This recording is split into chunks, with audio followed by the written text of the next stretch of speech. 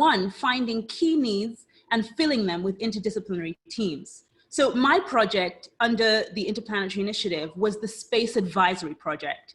And our official mission was to determine the market needs and the market appetite for an interdisciplinary legal space advisory clinic and lab that supports new and emerging uses and users of space and provides conflict and dispute resolution amongst other space advisory services. Now, from the year's worth of work that we did, the conclusion from that research is basically informed how I framed the discussion that we will have today and the people that we've gathered here, which is basically to think broadly about the goal and conditions for collective impact and how to reform or redesign our failing institutions. Why is this important today? Well, we have turned very nationalistic and thinking of individual benefit rather than the broader perspective that recognizes that we go further if we go together, and that who we are as a society is a reflection of how we reflect those that are least able to have access to advantage and to privilege.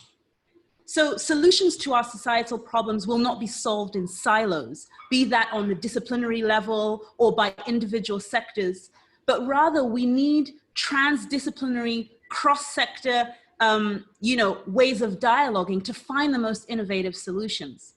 I hope that our discussions today will somewhat lead us to a pathway to find that and to solidify a role for the Space Governance Lab towards the goal of inclusive and just societies. We recognize that ideation and thought exercises are themselves evidence of privilege, but we aim to use our privilege to think about how to uplift others. So here we're launching the lab and we have amazing thought leaders to share some perspectives with us. Everyone is speaking from their individual and personal capacity unless otherwise stated. So we have with us, is there the list? We have with us Joseph Abakunda, who is the National Coordinator for the Rwandan Space Program. We have Mrs. Inyobong Abiola. Okay, we're gonna have the list right now. We have Alex Fletcher from previously the VP at Local Motors. We have Creel O'Neill and William Cromarty from Spire Global, Mrs. Inyobong Abiola from Nigeria, Joseph Abakunda from Rwanda, Jose Ocasio, CEO of Kalias Partners, Ms. Liz Cox from the UK Space Agency, Namrata Goswami, Vern Singh Roy, retired from the RadarSat Constellation, Wendy Barnard, Evaluation Services from ASU, and Zolana Joano from the Angola National Space Program. I'm sorry that I can't do justice to their bios and everything. They are very, very significant people and you can check them out. So so can we move to the next slide about the agenda for today? The way that I hope to get our participants to give their interventions, they're going to be very short interventions, 2-3 minute interventions, and we're breaking up in two parts. The first part is where we're talking about working towards a common agenda and how space technology helps. And the second part, we're talking about trust and confidence building for new partnerships. Because one of the issues that we see and that I identified from my research is we really have issues of mistrust and understanding the intent of different actors working in the space domain. So we need to be able to create conditions where we can do continuous confidence building so that we can greater understand the intentions of different actors and work together to support those different intentions. So after we've done these two parts, which will be for about 30, 40, 50 minutes, we will have an open deliberation whereby we can discuss what we've heard from the different interventions. We hope that you can ask all your questions in the Q&A, and if we get to them, we'll be able to answer them. And then I'll do a short conclusion. So hopefully we can do all that in an hour and a half. And with that, is there anything else, Landry, before we get started? Everything is perfect, Timmy. Great, okay. So with that, this of the way that I've split this really comes from the thinking around collective impact. What are the conditions that you need for collective impact? And the first part of that is really that people have to work towards a common agenda. So when we're talking about space and space technology, what is the common agenda that we can work towards? Before we need to do that, there are a couple of things we have to clarify. First, we need a common language when we're talking about space. Now, when you say space, no one knows what does that mean. And that in itself can cause conflict. It can cause misalignment, misunderstanding. So Jose is going to give us a very brief overview on that issue. Following that, we have 3 case studies from Africa about how they've used existing common agendas to think about issues. So we have Zolana from Angola to be talking about sustainable development goals. We have Joseph Abakunda from Rwanda to talk about COVID. And we have Ms. Inyobong Abiola away from Nigeria to talk in the climate context.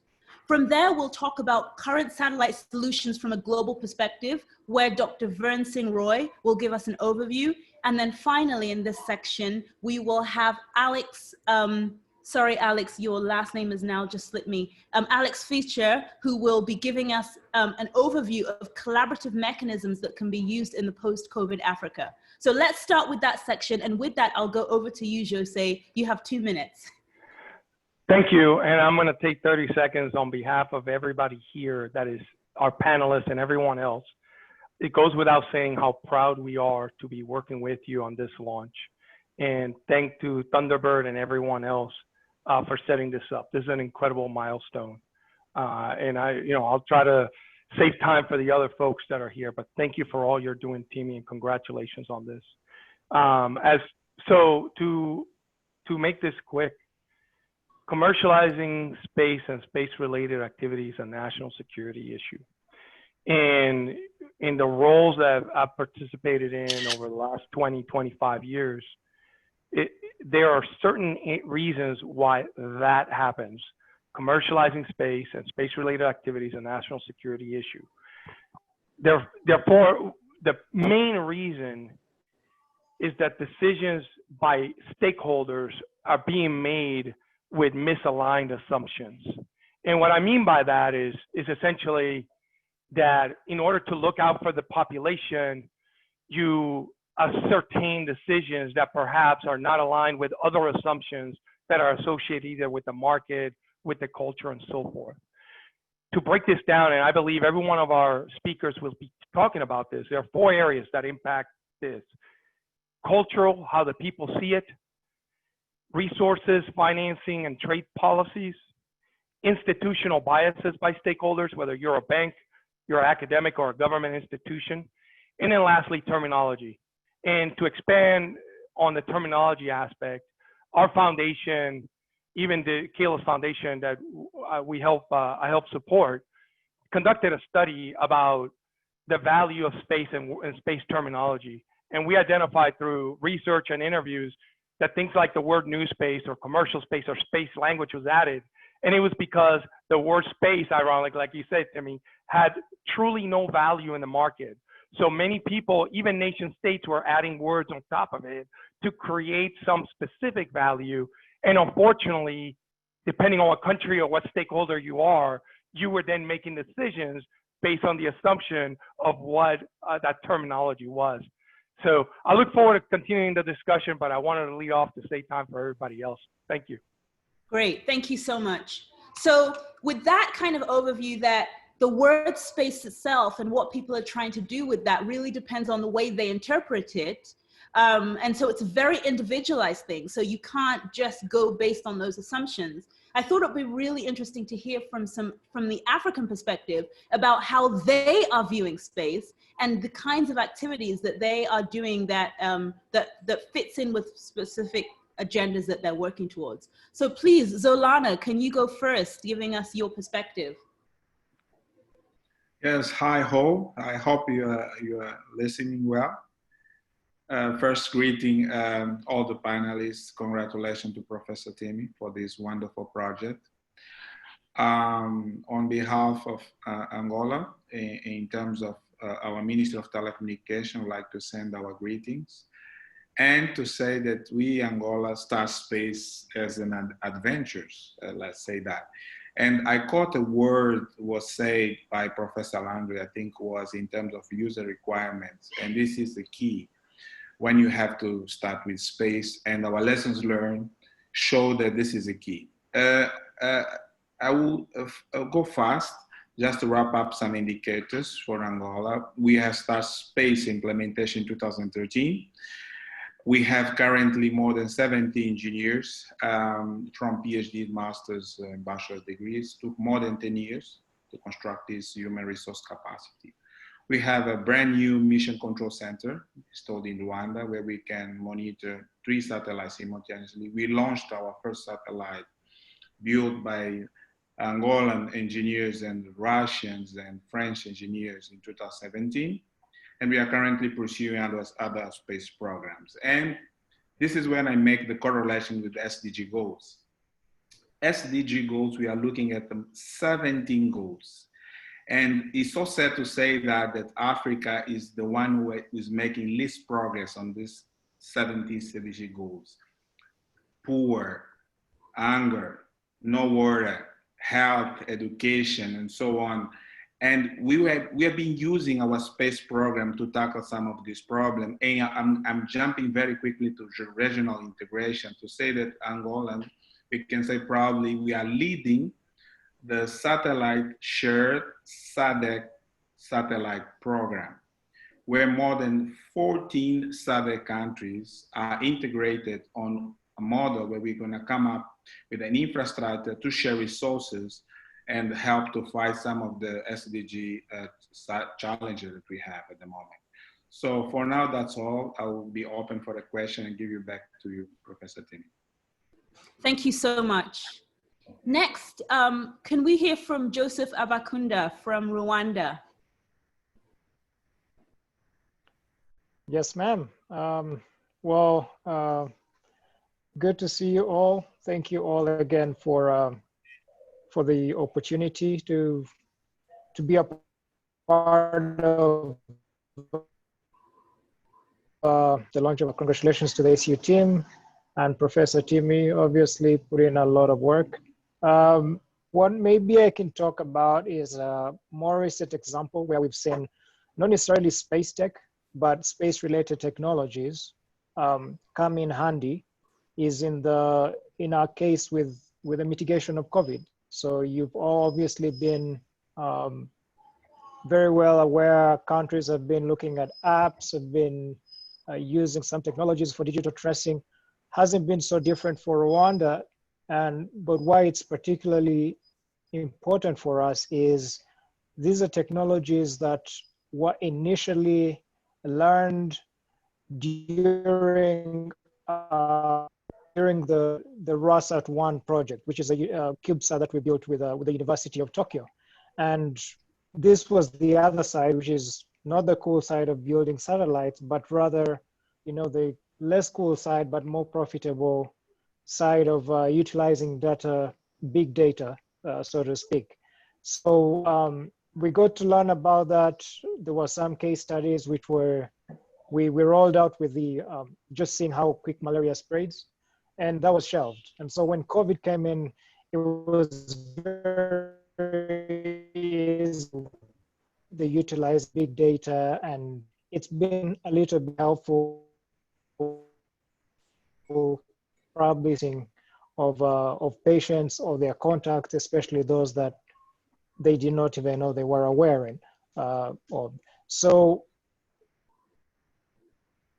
in a nutshell, what I would say has been the biggest take. Space tech is really useful in bringing together different sectors because by nature it is multidisciplinary.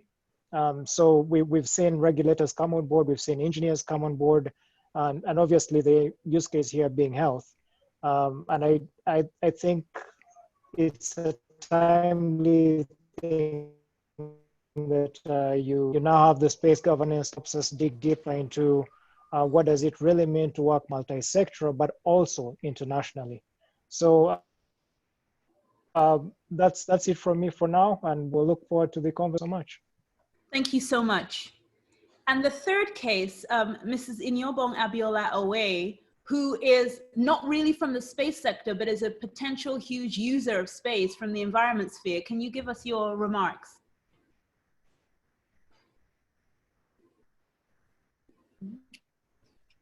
Thank you very much, Dr. Temiebi. And congratulations to you and your team on the great work you're doing in this area of technology. And that's the future. Like you mentioned, space technology is not my area of study, but the agency in Nigeria that has that mandate is a strategic partner with climate change issues.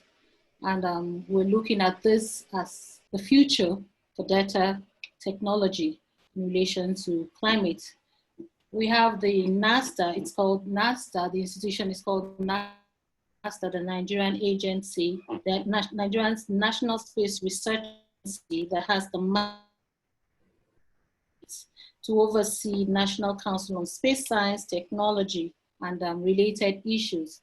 And we work with this agency right now, and we're looking at a future where we'll integrate a lot of the work they're doing in climate solution and climate issues. Excellent. Thank you very much. Thank you. So in the context of that, I think the interesting thing is that the thing that ties in all those three examples that we've had is that a core component of that is served by Earth observation or geospatial information. So Dr. Vern Singh Roy has 30 years experience in this field. And Olivia, if we can get his slides up, he's going to give us an overview of the kind of applications, the kind of products that come out as a result of this work. Dr. Vern. Yeah, thank you, Timmy. Can everyone hear me? Just say yes. Yes. Okay, Timmy and I goes back quite a ways, and when I was professor at International Space University, and as you know, I just retired last Friday, and a guy from a poor developing country in the Caribbean, my heart is to when I retire, I'll give back. So, okay, folks, you got me now, and I'll give back now. I have time. In the past 30 years, basically, I was putting up satellites for the Canadian Space Agency and do research and development and advanced satellites. So now, Timmy, you got me to help you out. And that's it. So the big picture is, this is a context slide. It shows that in Africa, you're doing quite a lot. And at the bottom, the space business is growing, both from the Earth observation side and from the technological side of things. The important thing is what I want, and it came out as from the African space group, from the African countries, and Earth observation. Food security, water resources, climate change, health, governance, and innovation. All of these issues required Earth observation as part of the solution. Next slide, Timmy. Okay, the big picture of some of my colleagues is that there are two types of satellites in Earth observation. There is the optical satellites, like the Google imagery that we see, and many countries has that. And you are doing, based on my knowledge of working with folks from African universities and space agency, Africa is doing very well in Earth observation using the optical data. They're using all kinds of imagery from all over the world, from the Japanese and so forth, the US and Europe and so forth, China. And even in Africa, you have your own small satellites that are producing optical data. So it's mature, but it needs to be improved, and we need to get things, more satellite up there that you own and stuff like that. The next one, Timmy. Okay, this is where the opportunity lies. A lot of the developed country, I am one of them. I just recently put up to the Canadian Space Agency, the Canadian Constellation, a number of radar satellites. My point is, when you fuse the radar imagery and the optical imagery, you get a lot of added information, and this is where I think the growth area lies globally and in Africa. So the question is fusing the satellite data and developing the technology, the know-how, the training to take all these assets together. And my last slide is, okay, I've taken examples, and there are many examples of how you can look at some of the issues in Africa. There are many issues to look at, and the art observation does provide that. You know, illegal mining. We are doing this in various parts of the world, at least in Canada. You can look at where illegal mining is a big thing, gold mining. And you can look at these images in a cloudy area in Africa and see where people are actually destroying areas, and you can find them where doing that. Infrastructure, where the land is moving, there's a lot of new infrastructure going on. You can monitor how the land moves for safety, and these are examples. Mineral exploration is big all over Africa for resource. We fuse data, optical and radar and so forth, and come up with value added where folks can be trained. Coastal changes where the coasts are shifting, and these in cloudy areas. These are just examples. Oil spills, which is one, I just saw that yesterday. There's a one just outside West Africa. You can watch these things from space quickly at nighttime, at daytime. And finally, flooding. There's lots going on. And these are all radar mixed with optical data. So all I want to say is that there's a lot of gaps. There's a lot of points of lights in Africa. We need to pour more water in the roots, so to speak, to get that more and more application, training, bilateral work, partnership, as Timmy mentioned, and obviously impact. So that's my message. The technology is there. It's a growth business in Africa, all over the world. We need to put the things together more, and we need to train and develop partnerships. And some of points of lights are actually happening. There's quite a lot of integration between scientists, agencies, and folks like Timmy, who is a driver's agenda, will give us the rule book so that we can move in that direction. Thank you again, Timmy, and that's it. Thank you so much. Olivia, can we get back? Okay, perfect. And then to end this segment, Alex and I had great conversations about, Alex's ex-company, Local Motors, were doing really fantastic collaborative things with open technology. And I really thought that, Alex, you could share some insight into what lessons we could learn from that in post-COVID Africa. You're on mute. All right.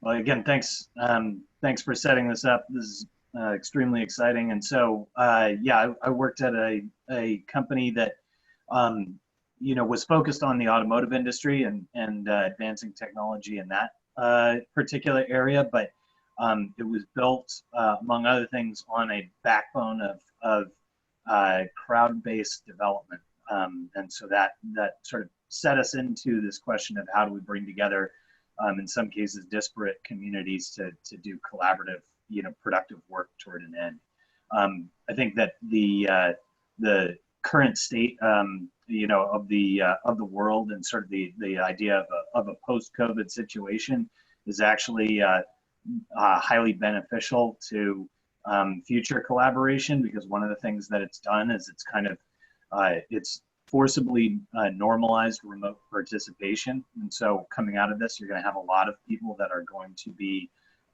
more obviously more familiar with doing collaboration across a distance, which certainly historically has been one of the biggest problems or biggest challenges, we'll say, in bringing a group together to work on things.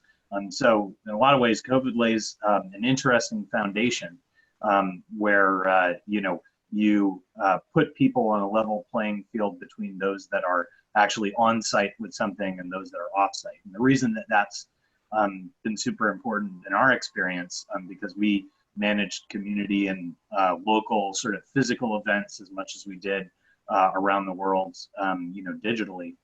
The reason that that's important is because if you're trying to create,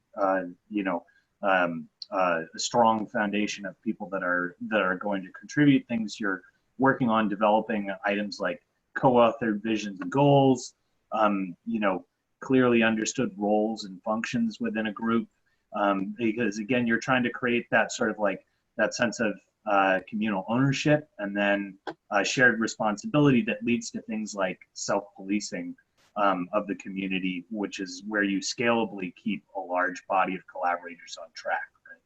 Right? And so that was always easier to do when you know, when everybody was in the same room, but now thankfully people are getting more used to sort of virtual participation. I think the last thing that I'll leave you with, because I'm almost out of time here, is just that, you know, one of the things we really learned was, you know, there's always so much of a drive to focus on really the hard things, like the specific tools that you're using, like software tools or whatever, or the rules that you're putting in place. But it's amazing what an investment it is to look into how you're developing sort of the soft sides of the collaboration and things like culture. And even though those don't solve all your problems, creating a strong foundation and culture around your initiative, it just pays dividends and makes everything else easier throughout. So it's almost the first thing you should look at before you start looking at, you know, shared formats, the communication tools and things like that. I'll end it there. So overdo it. Thanks. Thank you. Thank you.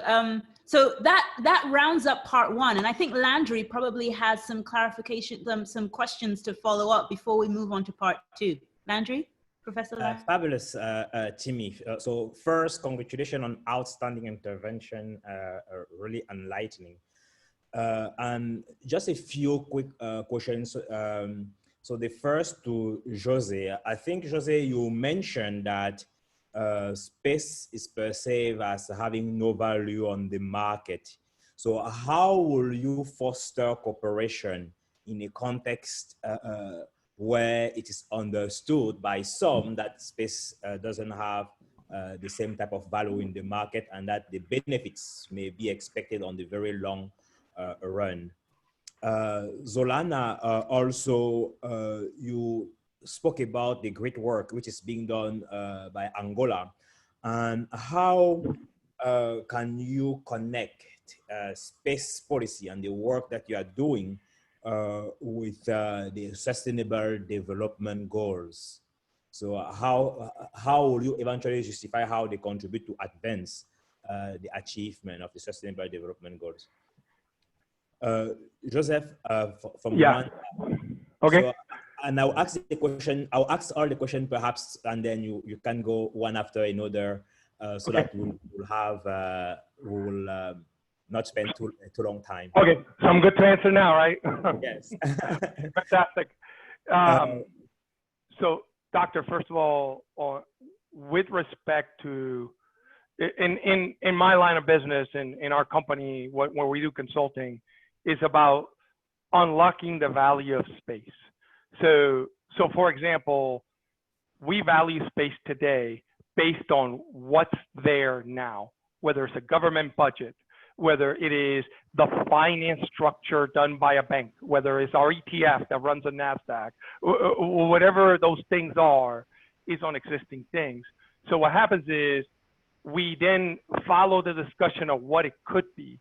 In order to get to the what it could be, the what it could be has to be materialized in order then to be able to say, this is the value of space, these things are defined. So I have to clarify that part first. So there are three things that go to that. And this is what we do for a living. And it's everything from industrial-based development, whether it is, you know, we do it in support of governments all over the world, where we say, how do you get from the total number of companies you have now to the total number of elements, notice I've changed the word, elements that are part of your industrial base. And there's a work that has to be done. The second is economic development programs, not plans.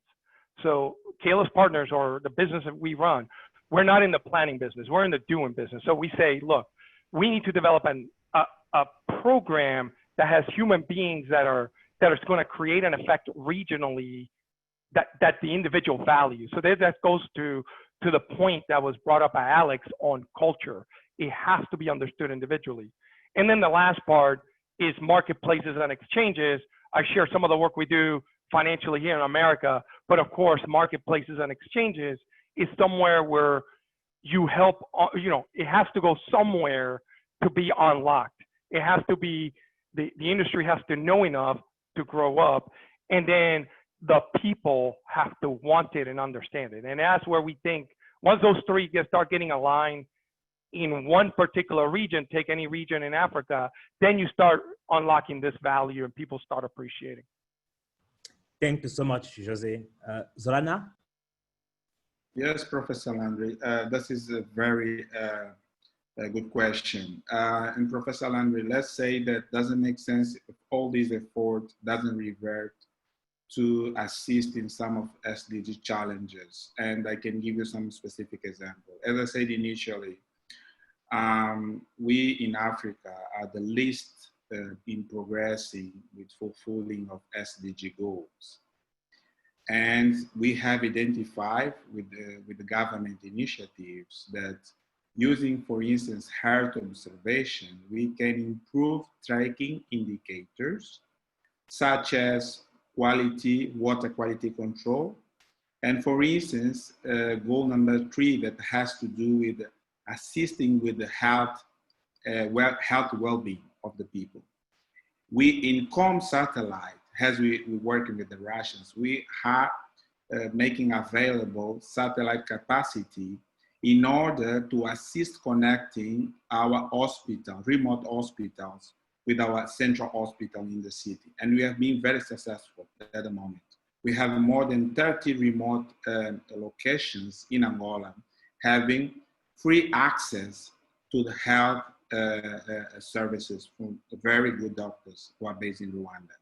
Secondly, we are working with the Tanzanian. We are currently starting 2 weeks, the heavily training with our 10 Angolan specialists that have been training how to track in future some of very important SDG goals indicators. For instance, doing some water quality control, checking agriculture, and we are very, very excited, let's say, from the progress we made so far. Now, to be honest, and I want to leave you something hanging, and this is discussing previously with the Tammy, the space policy aspect design of it in Africa is still lacking, is a big problem.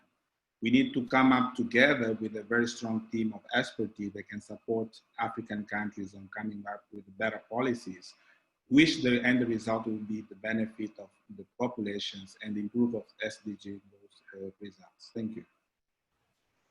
Fabulous, Zorana, and I really like the fact that you connect and you illustrate with specific example for our broader audience the benefit, as well as highlighting the importance of a coordinated space policy, where we have to commend Timmy, as well as all of you who have accepted to be part of this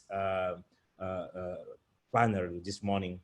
So I had a question for Joseph, but I will ask this later. I will first give the floor to Timmy to continue with the moderation. Thank you.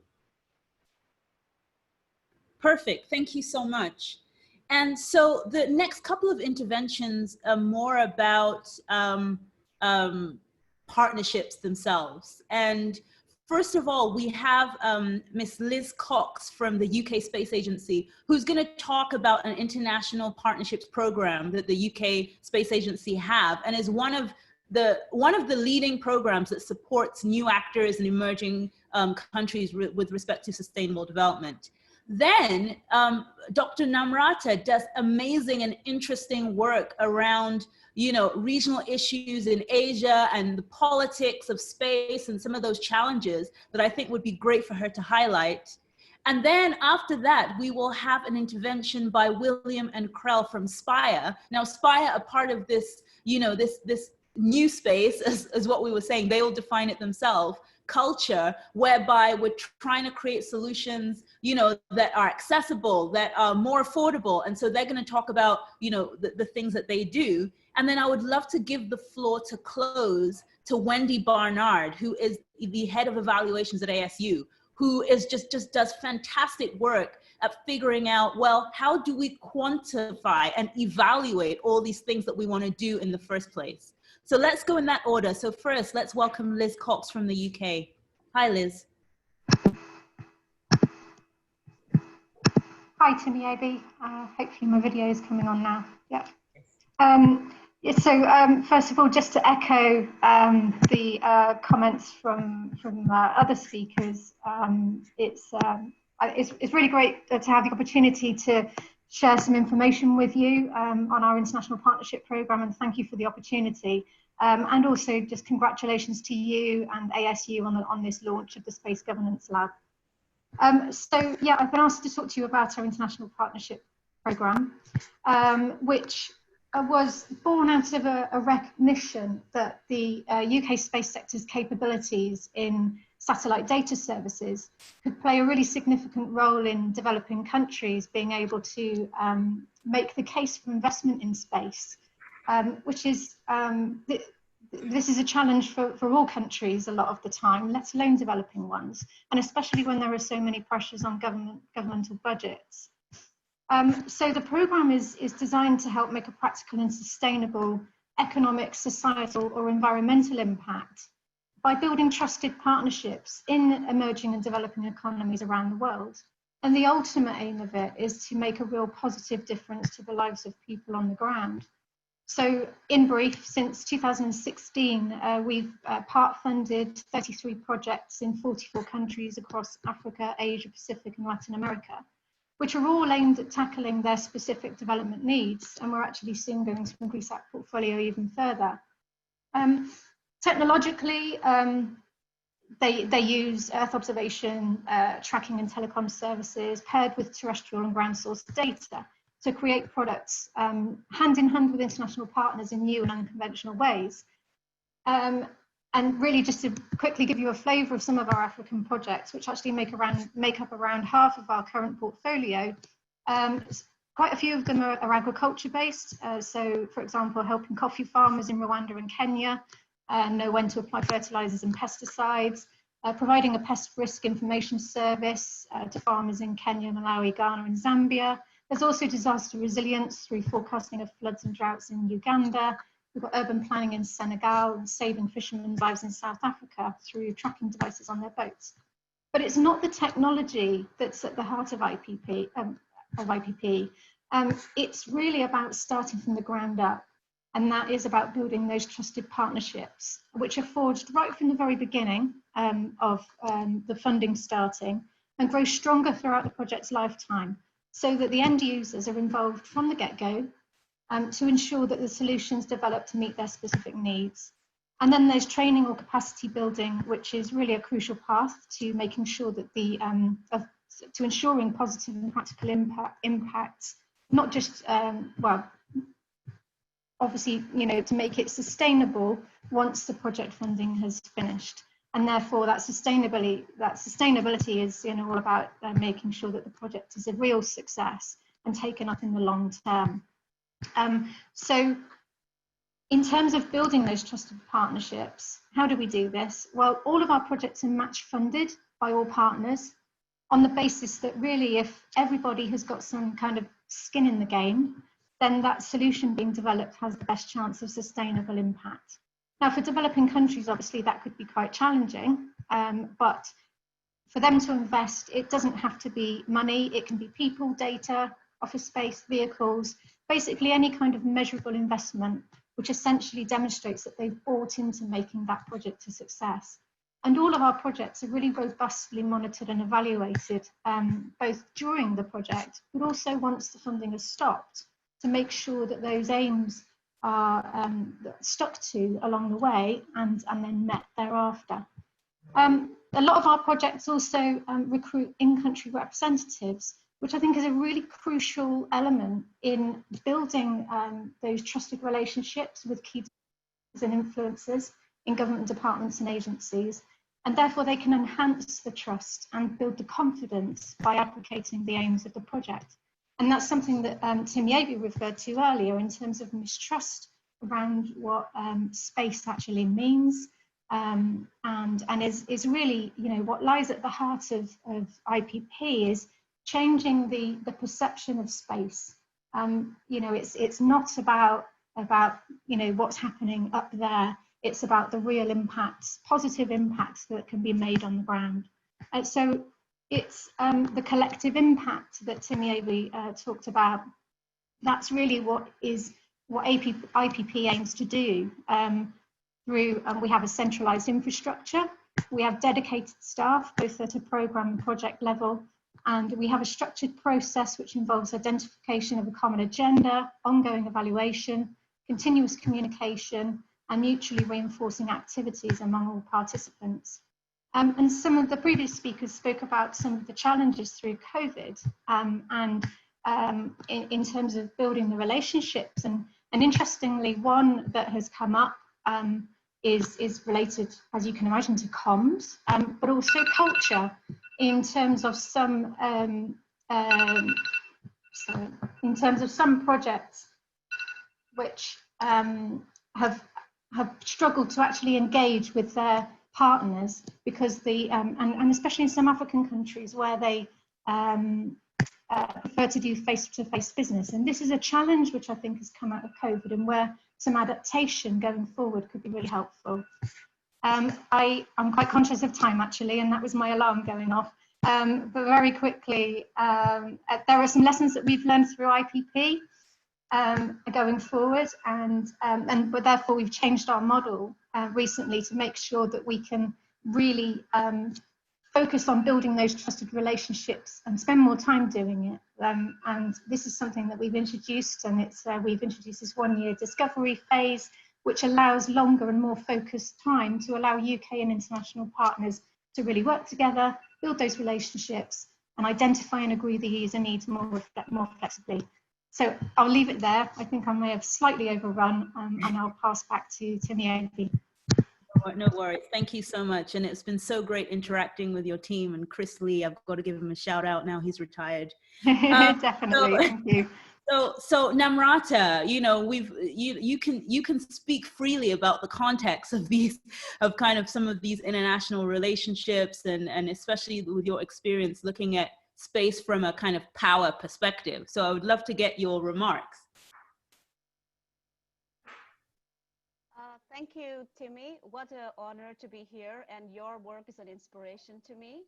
So I feel humbled to talk about the Asian perspective, especially when it comes to regional cooperation, because it's very diverse and complex. But I'll start with two matrix of analysis. One is the more regional perspective. So if you look at the regional perspective. Timmy? Yes? Is it possible to ask her to speak more loudly, please? Okay, Namrata. Yes. Can you speak louder? Yes, I can. Is it better now? Or should I take off my headphones? That might be a problem too. Is it better now? Think, actually, Tim, if you went on mute, that would, I think if we're all on mute, that'll get your audio better. Is it better now? Hello? Okay, so let me restart. So it's an inspiration to be here, especially to see the work of Timmy. I've been asked to offer the Asian perspective. I feel humble because Asia is a very diverse continent, but you still can have two matrix of analysis. One is regional and one is national, but there is also an emerging global perspective from a society level. So if you look at it from the perspective of regional and nationalistic, there are two very overarching organizations in Asia. One is led by Japan, the Asia Pacific Regional Space Agency Forum. And so that forum is very informal. It has much more participation across Asia, as well as from countries like Canada, Canada, New Zealand, UAE. And that particular organization is informal, doesn't have membership. It's basically based on principles like developing space technology, looking at space debris problems. And so that organization is one that has been able to garner much more membership. And it's very much based on this famous ASEAN way, which is a very informal way of structuring partnerships. And I think that is why it has much more participation. The second is led by China, the Asia Pacific Space Research Organization. It's much more formal. You have to be a member, you have to pay dues, and the membership is limited in that particular organization.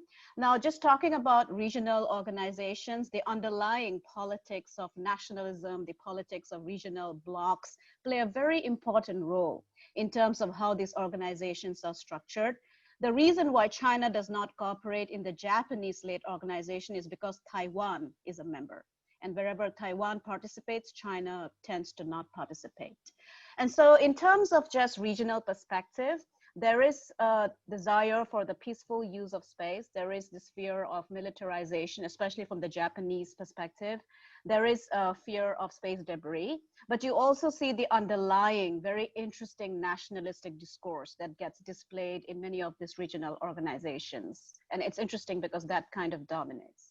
But then I wouldn't be doing it justice if I do not talk about the socio-economic organizations that are coming up in Asia. So there is this new space organizations, especially coming out of China, coming out of India, coming out of Bangladesh, coming out of Mongolia, that has a much more global perspective.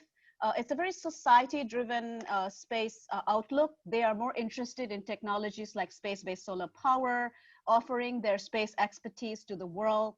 And I've been interacting with some of the organizations, including a very interesting organization from Mongolia called Mars V, whose philosophy is to offer the Mongolian Gobi Desert to be used as a Mars simulation lab to the world. And so it's interesting. So I'll end by saying that it's very complex and diverse. Asian space philosophy and principles are still very much state-led. And because it's very much state-led, you have the overarching influence of a nationalistic discourse where there are organizations aligned vis-a-vis their outlook and their belief system. So you have the Japan-led and the China-led. You have the ASEAN space outlook as well. And what is interesting is that you also have SAARC, which is led by SAARC nations, South Asian nations, that have their own space philosophy, where they want to offer their space satellite to countries that are members of SAARC who do not have that particular capability. And so, and then you have a very societal-led discourse, which is much more global, which is much more willing to engage with actors across the board, despite ideological differences, because their hope is to offer space for development in terms of dealing with poverty, offering internet-based satellite to the world, very similar to how Starlink by SpaceX is offered, and also very willing to engage with similar new space agencies across countries that are otherwise seen as conflictual by their state actors. So I'll end there, Timmy. Thank you. Excellent. Thank you. As always, you're so full of stuff. So next, let's bring in a commercial perspective from Creel and William. Certainly, thank you. So Creel O'Neill, I am an account executive with Spire Global. I'm also an astropolitics expert and formerly of the US government. So I have quite a bit of background when it comes to public-private partnerships dealing with commercial entities and governments around the world. And space is a very unique realm when it comes to public-private partnerships. And in the past, the bar into entering space activity has been very high. It's very expensive. And that can lead to some really negative relationships between governments that want to get into the space game and companies that typically provide those services. And so it's been really difficult to bring down that bar so that new entrants and governments and countries that don't necessarily have the resources to spend that, say, the United States or European governments or the Chinese government can spend on space, to get that bar down so that they can enter into it. And coming over to Spire, my colleague and friend and I, William Cromarty, we really joined a company that has been trying to lower that bar to provide useful data and custom satellite solutions that governments can really hop into. And I don't want to monopolize, so I'm going to pass it over to Will and let him talk about some of the things that Spire is doing to try to bring in new entrants into space. Yeah, sure. So Will Cromarty, I'm on the Spire federal team. Creel and I used to work together in the federal government before we jumped over to Spire. He was actually the groomsman at my wedding, so it's been good to work with him. We go way back. So, you know, one of the things philosophically I want to start with is just the idea that we're dealing with challenges that transcend borders, right? You know, if you look at a lot of these challenges that we want to solve here, we're looking at things like, you know, climate change or illegal fishing. We're looking at COVID. You know, a lot of these are ones that aren't necessarily limited by, you know, dotted lines on a map. And so when we look at the kind of solutions we want to use, I think Dr. Verne said it perfectly when, you know, we want to look at Earth observation as a solution, right? You know, we want remote sensing to be a solution. And, you know, Joseph mentioned COVID, Iniobong mentioned climate change. I think for any one of these, you know, if all of us wanted to fly somewhere today on an airplane, it doesn't make sense for all of us to buy our own airplane, right? All of us would buy a ticket and we get on that flight together and we get to that destination together. And so, you know, I was living in New York City previously, the same thing there. You know, if I had a friend who wanted to drive somewhere, right? You know, all my friends don't own cars, they might use Uber, right? And so every solution doesn't necessarily have to be a large, expensive satellite system. You know, there's an incredible amount that you can do with CubeSats, whether that's illegal fishing, you know, drought and land management, agricultural management, soil moisture. There's a huge amount you can do there, and I think that's really where these partnerships start. Excellent. Thank you so much for that overview. So, Wendy, my favorite evaluator, can you close us out? Wendy, you're muted. Oh, okay, I am not muted now. Hello, everyone. Thank you so much for including me on this impressive panel. This is a very exciting adventure that you're taking. So I am coming at this from an evaluator perspective, and oftentimes evaluation is added because a funder requires it. An agency says, we will give you this money. However, we require someone independently monitor and evaluate what you're doing to make sure that you are accountable for those dollars. I would argue that evaluation is critical in any project that you're doing for many different reasons. One, right in the beginning, what you can do if you are thinking about the outcomes that you're looking at, are those outcomes actually aligned with the activities that you're proposing? And, you know, some of the words that have come out in this are, you know, perception of space, misaligned assumptions, having a common language, communal ownership, common agenda. You will not be able to get to those places if you don't have activities and relationship building that starts to move you to that. So I would argue that, you know, first of all, having activities, whether, you know, you don't need to teach people about how to form relationships, but certainly you can have meetings, you can have workshops together that get you there. And the only way that you know if you start to have a common language, if you have common goals, if you're aligning the roles and responsibilities with your partners, is to collect information to help tell that story. And what's really important about that is it helps you mitigate some of those challenges right up front. You certainly don't want to get to a point where you say, well, this didn't work out. We don't know, we're not really sure why.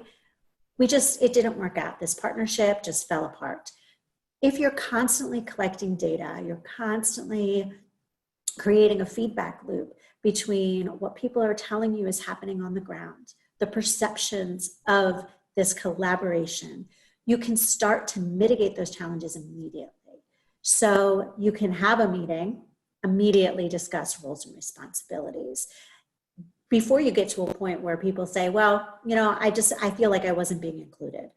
If it's a misalignment, if it's a perception, if you're not feeling valued, all of those different pieces that ultimately will get you to that common goal will make everyone feel as though they're a valuable member of the team.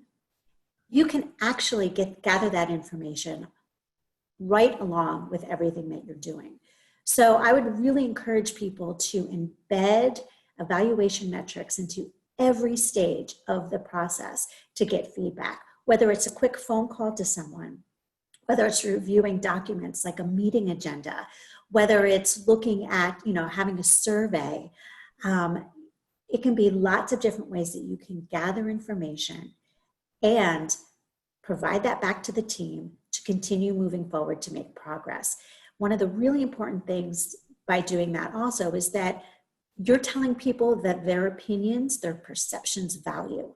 And every time that you bring back to the team, we had a survey, and the survey said that people are not feeling as though we're all working toward the same goal. Number one, people feel as though they provided information that's useful. Number two, they provided information that is actionable. And that, I think, is also key to the evaluation. Make sure everything you're collecting is to make decisions based on data. So don't just immediately jump to that outcome. What is the impact of what we're doing? There's a lot of steps, a lot of benchmark data that you need to collect all the way to that impact, so that you know that you're on the right pathway to get there. So I will close with that. Thank you. Thank you so much. And I have like a ton of questions, but I still prefer to go with Landry first, because it's always great to hear from non-space people to hear what their perspectives are. So Landry, I'll let you start with your questioning. So yes, thank you very much, Jimmy, and thank you again, and congratulations on the outstanding presentation. So I had a few additional questions. I think I started with Jose and Zolana, who provided great responses to our broader audience. Some may be expert of space issues, but I think a majority is not. So Joseph, for example, I think the question I had for you, Rwanda has played a critical role in accelerating regional integration, for example, overall on the continent, and with the African Continental Free Trade area in particular. Do you see sign of a similar leadership to advance space governance or cooperation across the continent with the leadership? Do you think that the leadership can take the same stand and accelerate collaboration across nation? And I will ask a couple of questions each time. So and another question so is to Liz. So focusing on building trustful relationships. So how do you define or assess the partners with who you decide to collaborate? So how do you prioritize those partners?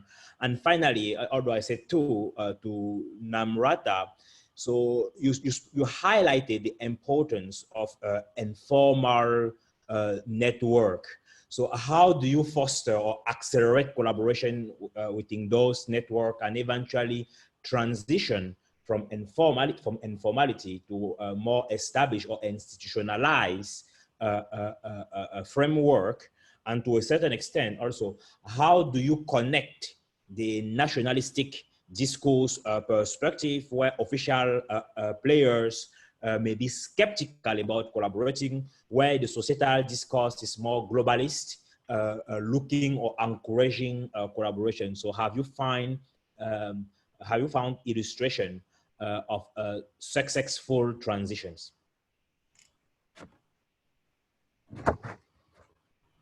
So we can start with Joseph.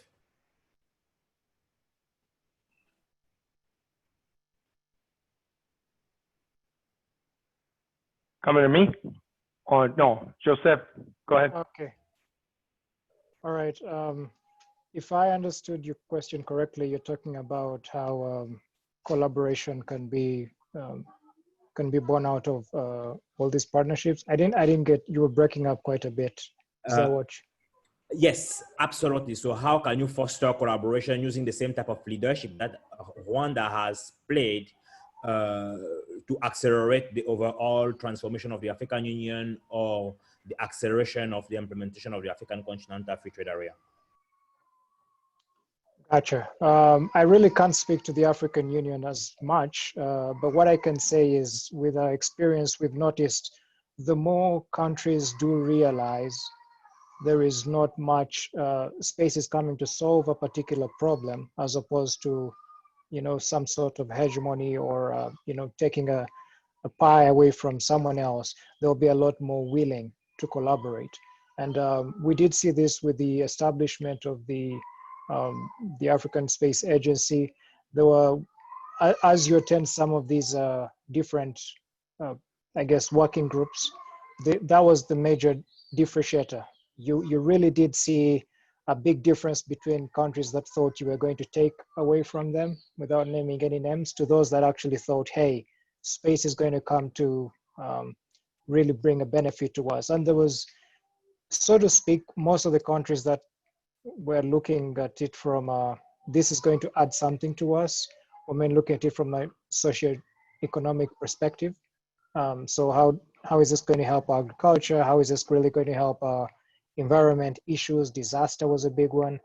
And the ones that really felt this is going to be an issue if we partner with country X primarily had a military aspect to it. So it's understandable. And so pre-existing geopolitical burdens do come into play, kind of in the space realm. But it's really, I would focus more on the sensitization part, because most of the policymakers you're talking about probably are not well versed in space policy. So Professor Timmy, you do have quite the job on that. Thank you, Joseph. Namrata?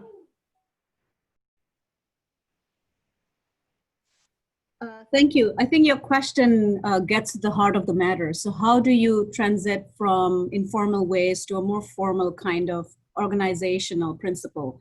So I think a very structured example is the Association for Southeast Asian Nations.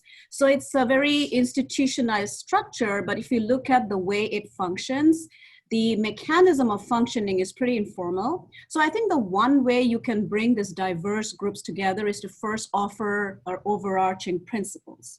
An example is the ASEAN Declaration on Space. They say that space is for benefit to humankind, province of humankind. And so, and also that we have to be careful about limiting militarization of space. So those are not, mandatory obligations, but they are principles and values that offer a way of countries and their societies coming together. A second example, which is already happening actually in Asia, is that you have participants that actually participate in both the regional organizations. For instance, two examples are Mongolia and Iran. They are participant of both the Japanese-led regional organization as well as the Chinese-led. Some would say that they are trying to get the benefits of both, but I've talked to some of the participants, and their argument is that the principles that these particular organizations forward are actually pretty overarching and offer us a way to offer our expertise and also our value systems into that particular network. So in conclusion, I would say that the challenges, of course, are that two of these organizations have nationalistic political goals. For instance, Japan and India is coming together on moon exploration vis-a-vis China's moon exploration. It's very clear. But then you also have these two regional organizations that are forcing people to actually think beyond those nationalistic perspectives. And I think I would end by saying that informal mechanisms actually have advantages because you remain flexible, you remain open to diverse perspectives, and despite the fact that you have principles, you are more adaptable. So I'll end with that. Thank you. Thank you so much, Namrata. Liz? Thank you, Professor Landry. In terms of focusing on building trusted relationships and how we define or assess the partners with whom we decide to collaborate, we don't necessarily, in terms of defining the partners, we don't generally do that when launching a call. There are times where we launch a strategic or tactical call where we've already engaged with organizations in the target country. For example, in our very recent call, we've actually partnered with Australia with their Commonwealth Scientific and Industrial Research Organization. So that's a strategic call to provide an all-weather decision support service for Pacific small island states. So in that respect, we'd already kind of defined one of the partners, but generally we don't. And in our previous calls through which we've got these 33 projects I mentioned, and I said that around half of them are in Africa, that wasn't actually deliberate. That was just how it turned out. In terms of assessing the partners, so we always carry out a very robust independent assessment process of all the proposals that come in. And through that, partners will be sort of assessed in terms of their viability, and obviously make sure that we think that they're going to be a viable partner in the project. And another way that we do this as well is I work very closely with our UK government teams in the particular country, and so therefore I will share information on proposals with them, because obviously they are our guides in terms of our local guides as well, just to make sure that, again, as I say, about the viability of partners, but also to make sure that the proposals being offered are not duplicating some effort, perhaps in some other initiatives that are going on. As we know, this sector, it can be quite a busy space in terms of, space for sustainable development. And we want to make sure that all of our projects are complementary rather than duplicating any effort that might be going on with others. Yeah, I think that hopefully that's answered your question. Thank you so much. Professor Timmy, you have the floor.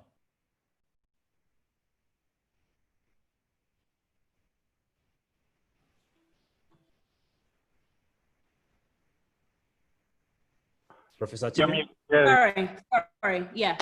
So I guess we have about 10 minutes just to have an open discussion. And I know that you guys all have things to respond. I can see that Jose is like jumping out of his seat, especially, you know what? And not only I say that because some of the things that I was hearing, for instance, what Namrata was talking about, the distinction between informal and formal institutions. Like, we had a great conversation about this, Jose, and I would love for you to kind of share your insights about this. And really, it's fundamental, because we, as the Space Governance Lab, are trying to figure out where do we sit, in that kind of framework of institutions. So thank you. And what I'll do is I'll translate it to the discussion that's happening today about Africa. So a lot of us discuss about the applications in which we want to build partnerships. By the way, if you're in the Africa business, I'm not an expert, but the single most contested word in Africa when it comes to space business is the word partnership. And I can't stress that enough. And I'm not saying that to be negative, but it's simply that is the stressor. What is the partnership? Now, when you apply this word partnership to the different applications, whether it's a corrective activity, meaning I want to make sure nobody's illegally fishing. Profit and commercializing activity, meaning I want to get retail of the individual to be able to buy better products. Forecasting activity, which is weather. Spire, God bless you for what you guys do. Academic research activity. We want to build our horsepower in our country.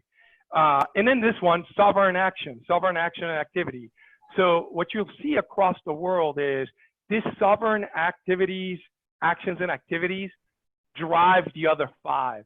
That's why there's a Spire Federal, because one, but this is agriculture, but no, this is agriculture for my sovereign need. So when you start studying that, you go, okay, commercialization is like this. What we found, both in the nonprofit I support, is led by Rob Romsey, he's the executive director, is we finally came to a conclusion that informal and unofficial discussions with the specific party that economically drives the partnership word is the most valuable part. So one of our projects, and again, is being led, is a track 2, which is an informal, unofficial discussion between two nonprofits.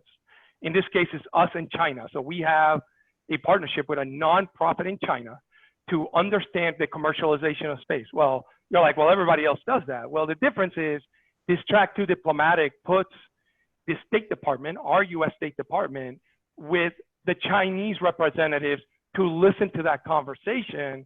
And of course, there's a very nuanced dialogue that's got to be had, but it is invaluable when you are listening to the informal discussion, what the other side thinks about commercialization. So you put the sovereign interests away, you go into those 5 other areas that everybody's talked about, and now it helps you formulate, okay, what will partnership mean now for a third party that may be partnered with China and is not partnered with us, or partnered with us and not going to partner with China. So where the ASU lab comes in is you guys are going to be probably leading the effort anywhere in the world to bring these parties to informal discussions where the stakeholders that make decisions can listen. And I think that's a discussion me and Timmy had. I think this is like this is like the crown jewel that's being made in front of us. So again, thank you for this. Sorry to take the time, but you asked me to discuss the discussion, so I did. Landry, please go ahead. Yes, great. Dr. Verne, I think you have presented an outstanding overlook or outlook on what is at play on the continent. So how do you think that the use, for example, of those small satellites and radar industry can be accelerated and foster development? What will you advise policy leaders to do? Well, first of all, I should say on a global idea that as Timmy continues on her work on governance, I think EO, Earth observation, is a critical part of governance. So that's the first thing. And how can it be used effectively? It's, in my view, governance would equal effective communication. That's my take on it. And as we talk about the communication, both formal and informal, that's going on. It's a multifaceted thing, and but it needs to be improved. And I'll give you an example in Canada. I get more done on science when I see your ambassador at a Christmas party. And the reason is, as a scientist, that's communication. Your ambassadors, and there's about, I'm just giving an example, a case study here now. In Ottawa, we have about, 140, 150 ambassadors. They don't know anything about space. And what I'm saying, this multifaceted communication, space as a part of the governance. So the question is, whether you have formal associations, informal one, professors to professors, training to training, you need to take that agenda formally to your embassies. I think that's lacking in a major way. And the ambassadors talk to the ministers talk to the rest of the government, and things happen. So what I'm saying is you need formal and informal governance, but it needs to be very transparent. It cannot be only linear, it could be multifaceted. So that's governance linked to communication, linked to a multifaceted approach. This has been going on, but I think it should be broadened. The second thing on partnerships, and Timmy and I work a lot, and we know there's a lot going on globally. And United Nations has on the disaster question, if there's a flooding in Mozambique, or if there's a flooding in Kenya or any parts of the world, all the space agencies look at that. They put their satellites to look at the flooding just for a small period, maybe a week or 2 weeks. The before, the during, and the after the response. What I think is lacking is you take that same approach. That's the low-hanging fruit. You take that same approach and you get the space agency an agreement to partner with business and others beyond the disasters in area of safety, in area of exploration for resources, food security, and therefore what you're doing is you're broadening the approach. There's a lot going on, whether it's they work in Asia and so forth. So there's lots going on between Africa and satellites and so forth in the EU, but we need to broaden and sharpen the pencils strategically. Strategic meaning communication with your ambassadors, educate them so there's spaces in their vocabulary. And the others is that you extend the, if you like, the UN partnerships on disasters as a low-hanging fruit and extend that to other areas. So I think those are the two areas I would add to improving the conversation and the governance. Thank you so much.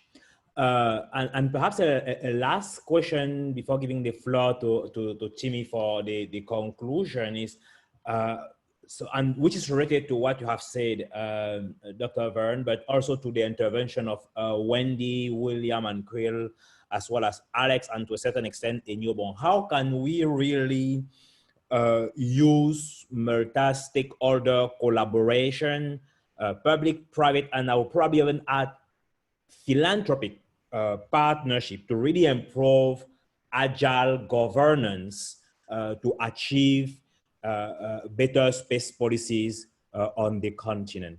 So I will let the floor to anyone who wants to respond, unless anyone, and I'll be happy to to ask the question to a specific person if needed. I can throw in a little bit on there. From stuff that I've seen, both in this position and in previous positions, space policy, especially for new space entrants, usually revolves around the specific capacities that they're looking to build for whatever problems they have indigenously, right? And a lot of those problems are shared across nations and across regions, because like if we're talking about weather, or we're talking about flooding issues, or terrorism, or whatever the case may be, those don't necessarily function along boundary lines, right? And in talking with the Kiwis and the Australians and various governments who have established their own first policies in space, there are a lot of things that can get missed. How do I regulate ground station activity? How do I regulate high altitude activity? Do I regulate it at the same time that I regulate space activity?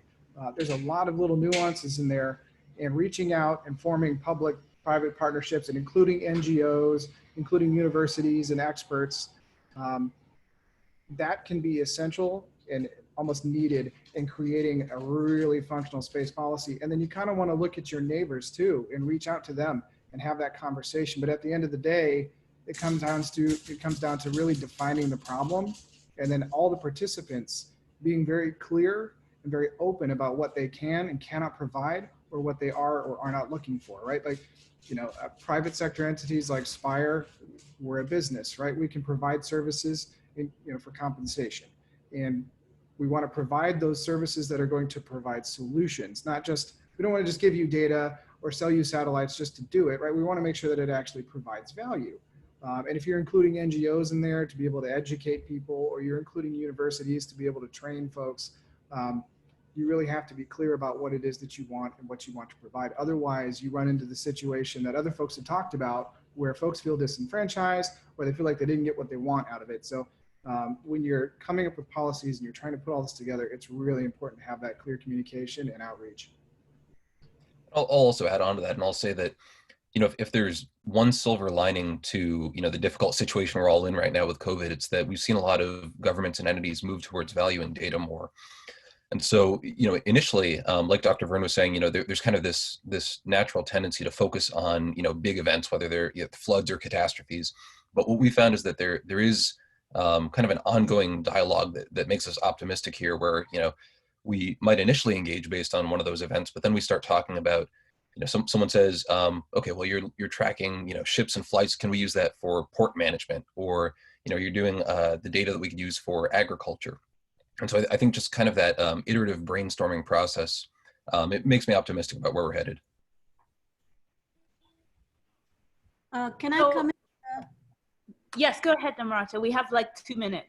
Okay, so Timmy, I read your Medium piece where I think your point that space law matters is extremely significant, because what I'm observing from my policy perspective on what's happening in space today is that we have a global new space sector that wants to offer their services to the world, make it very available to anyone who can afford it, but also they have an ideology. If you look at what Elon Musk talks about or Jeff Bezos talks about, right? It's profit, but it's also about offering such services to humankind. But then the contention that we have to deal with is that we have an executive order from the White House that says that they do not want to treat space as a global common. And so I think those are because I'm worried that we will have space national legislation that would be nationalistic in character. And I think, how do we then make state accountable, given the fact they are signatories to the Outer Space Treaty, is something that you, Timmy, with your space law expertise, will have to help us navigate. Thank you. And kind of, before I get my final word, I'm gonna recognize Jessica Noble's point, saying that she would challenge participants to think about space governance as it applies to new non-traditional space activities, not just mining, but research and manufacturing on in-space platforms. Just because we have been focused on satellite communications and Earth observation, obviously there are a whole variety of different things, but I guess maybe we're thinking of what are the immediate needs. And with respect to that, I would love to give the final word to Zolana, because we had fantastic conversations about, and what I love about talking to you is how explicit you are about what you want to do, what your needs are. More people need to be better at explaining what they are. So can I give you the floor to kind of say, how can we support the endeavor of countries like you who are open to collaboration, who are open to participating in as a responsible actor globally, being a leader, even though you're a small country? So I'll just, give you the floor to wrap that up. Thank you so much, Professor Timmy, for this. And actually, you are right. Here, I want to say, and there are a lot of great articles about this, and one from Danielle Wood from MIT, I think most of us know her. And on her PhD, she did a research in Africa. And one of the interesting results she found is that decision makers, they don't know about space, actually. They don't know what is space technology at all. And this is where the problem starts. So first, we need to understand what Africa needs. We need models based on the context, because unfortunately, all our models in terms of partnerships, even projects that have been implemented, has been imported. And some specialists, they are not get involved. And some African countries that I've spoken with, they built some projects where they only assisted to it. And that is where the problem lies.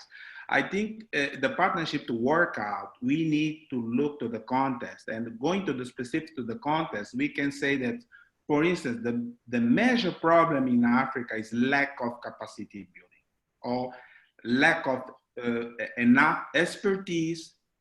And I'm looking to all sectors, not only from engineering, science, technology side, even the law.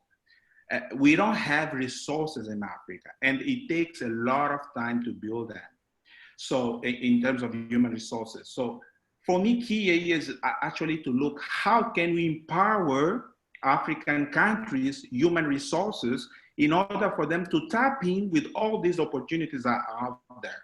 If we just start making partnerships without looking to the context of an Africa, and I will repeat it, lack of human resources and skills, that will be a mess. Because just to give some numbers very quickly to wrap up, we are saying that African space market is a 9 billion market.